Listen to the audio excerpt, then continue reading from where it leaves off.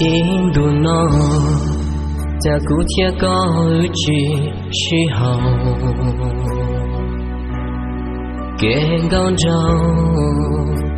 到你不输入，都说要我离家照顾，讲到那高举痛里都头。印度诺，古报告叫咱了，不要跌谷，我只好高兴。高天，我路这么多年，只听见只活这个。家年年母印度，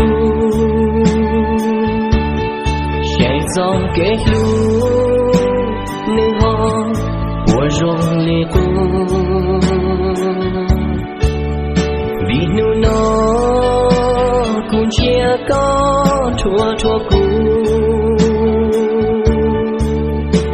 tu lu cũng màn du có sẽ chia ca.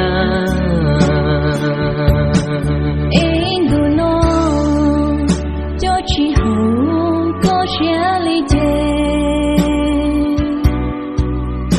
年年里诺去做心机，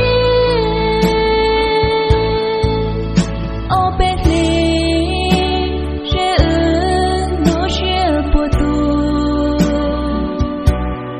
个天个嘛都干我是路。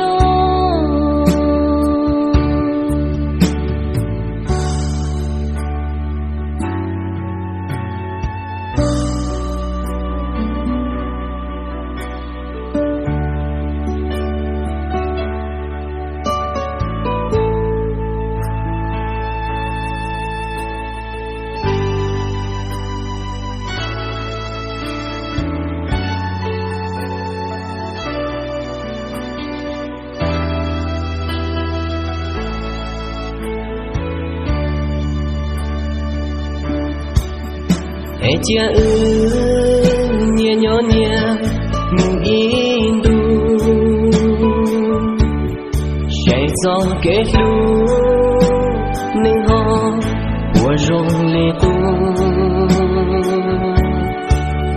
，vì nu nó cũng chia có thua cũ, tu lu cũng màn du có sẽ chia ca.印度诺，就只好có sẽ lý解，年年里诺去做心机，哦贝里是路是不度。个天个嘛都干。